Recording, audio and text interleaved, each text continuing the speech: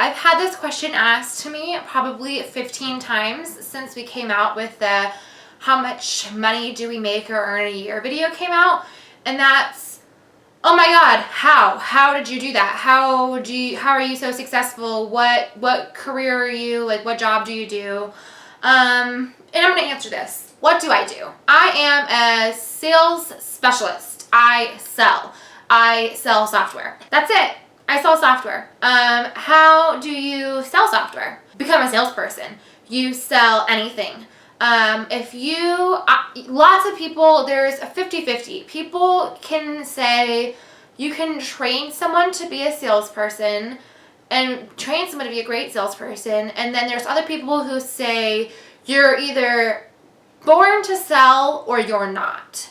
I'm a firm believer in you're either born to sell or you're not. I grew up around sales my entire life. So I think you're either born with the qualities to be a good salesperson or you're not. Sales is it's a very special position. You have to deal with rejection. You have to deal with very mean, hurtful things people are going to tell you. And you're going to deal with rejection more than you will ever deal with approval. I would say 1 out of 10, 9 out of 10 will be rejections, 1% will be approval. So just learning how to understand that the rejection is not personal. It's not personal to you.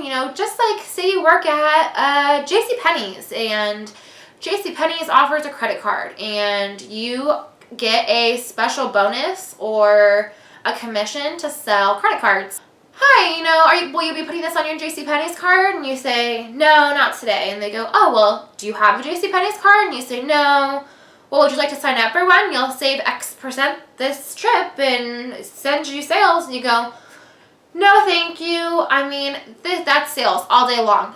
And then that's turning that into your full-time job. You have to deal with the rejection of hearing no. No is not a bad word.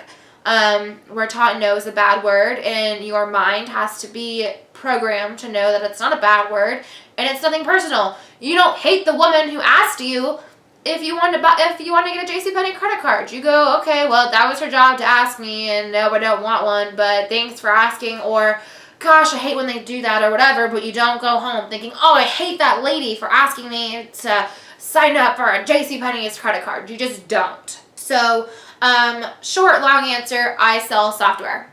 I'm a sales software specialist. How I've been successful. Like I said, I've been in the business since I was 16, 17. I started selling the minute I get on the phone, talk on the phone. I was selling to customers, cold calling, smiling and dialing is what they call it, churning and burning leads. That's what I did. And the no, okay, next, no, yes, okay, pitch. Oh, they don't like the pitch. No, yes, no. Forever and ever and all day long. I had a base of $0 and I had to make my money that day or I did not get paid. So there was a huge incentive and I did really, really well. And that's how I knew I was a good salesperson and that this was a good fit for me. And I think it's just a high energy level. You have to be extroverted. You can't be an introvert who doesn't like to talk to people to be a salesperson. I think being a good salesperson is really about selling yourself and being a relationship salesperson. So I really think the relationship comes first with the sale. Second comes the product. I think any good salesperson can sell a bad product. You have to build the relationship with the customer. You have to build trust with the customer, and that comes from the relationship you build with your target customer. Whether that be a business, whether it be a consumer, whether it be a CEO, whatever, whoever your target is, you have to build that relationship first. And then comes the actual selling of the product and then being knowledgeable about the product. And it's not knowing facts and statistics. It's not about that. It's about relating the product to your target audience. So, it's relating what their current issues are to their needs. So look what my product can do to help your issues. You're having these issues, my product can help fix these issues, and solution, you'll make more money. So spend money today, make money tomorrow. Like I said, sales since I was 16. So with about 3 years of sales experience, and that could be anything. That could be working at a cell phone kiosk, or working at a mall kiosk, or really anything. Second, I'm going to say this because this is the absolute most important part of this, and if you take anything away from this, it's this. Geographical location. Geographical location. If you live in a small town of 15,000 people and the industry is wood, say you're living in Oregon, back where my husband used to live. I guess we both live there. There are no jobs in Southern Oregon. You know what the jobs are?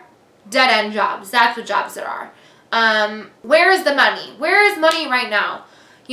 Money has been doctors, lawyers, and things that are in demand.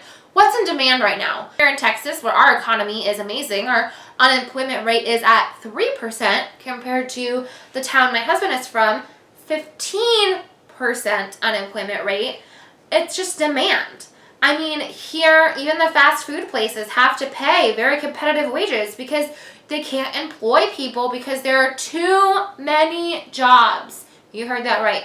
There are too many jobs and not enough people where I live, which means companies don't get to be as, selective as they want to be or used to be. Like I said, any little bit of sales experience gets you in the door. I worked at a very, very, very, very, very large technology provider. I worked at Dell. I do not work there anymore. I work for a small startup. But you know what? They have 10,000 employees in the Austin area. So 10,000 people currently. So people leave and then they have to bring in new people. And then depending on your area, I would say half the people I work with at my new company, or more than half, have already worked at Dell. They could tell you they worked at Dell X amount of years ago, and that was their experience. So there is such a demand for employees that they will train anybody. Anybody. If you have a pulse and you're not a drug addict, you could probably get a position. And that's at any job here. You could be a fast food manager. Fast food managers here make $60,000. Gas station here locally to Texas, Buc-ee's, it's like $70,000, 4 weeks of vacation.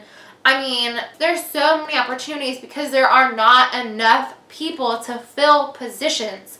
If you live in a town where there are more people than jobs, you are not going to get the job unless you are highly qualified for the job. That means they want like a 4-year degree. That means they want 8 years of experience. And, they don't want to take the chance to train someone or give someone the chance to prove themselves because there's so many qualified candidates. That's the thing. If you want to be successful, you have to move to where you could be successful. And sure, success is based off of how you measure success and how well you do at something. But if you live somewhere where there is an option to be successful, you can't be successful. That's it. There's no how do I get your job. You got to go where the jobs are. That means you have to move to a metropolitan area where the jobs are. Big cities are where the jobs are. So if you live in Southern Oregon, you got to move to Portland. Or if you live in Washington, you got to go to Seattle. Georgia, you got to go to Atlanta. North Carolina, Charlotte, Raleigh, Tennessee, Nashville. You got to go to Nashville. You have to go to where the jobs and the people are. When we moved from Southern Oregon, I was not excited. We moved to San Francisco, California, the most expensive place to live in this country. We picked up and moved there. And I kicked and screamed the whole way there. My husband says, we're going. And I cried and I cried and I was so upset. It was too expensive to live there. And what we needed in San Francisco was job experience. Once he got the job experience in San Francisco, we were able to move to another tech hub. Tech hub being Austin. Austin is great because it's getting more expensive, but it's still affordable. And the economy is booming. There are jobs and companies. And my CEO cares about me. He's invested in me. He's hired me. He wants me to be the best me I can be. That way I can be the best salesperson for him. That way I can make money for me and I can make money for him. I'm successful, he's successful. He's successful, I'm successful. We're all a team. I didn't even know I could go into work and enjoy my life so much. I walk in the door and I have fun all day long.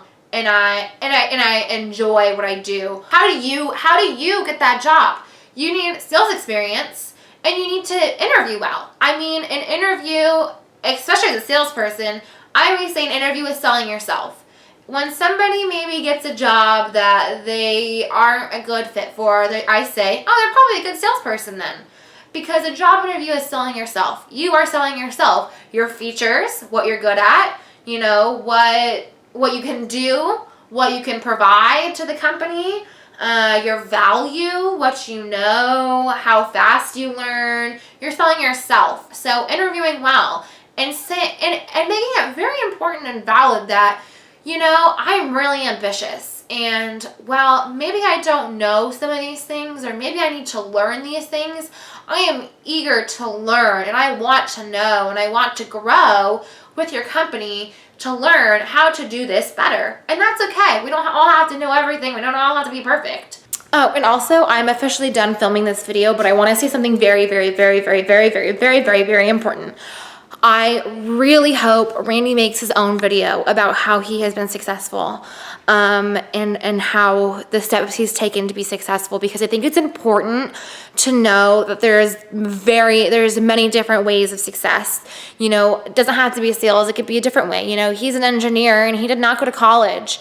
So I really hope he makes his version to how he made his first $100,000, because I think it'll be so valuable to see full circle. I'll work on him on that one because I know he's not going to want to do it, but I think that'll be very valuable to y'all. And I hope you really did find this video informative and hopefully it wasn't obnoxious and, oh, sorry, the lighting is really bad. I did receive some not nice messages that, I am just bragging about my salary, and I'm sorry that you feel that way. I feel like there is so much success that's obtainable for so many people out there who don't realize that they too could be very successful if they applied themselves. And I want to share that with you, and I think you're worth it. I think you're worth the success.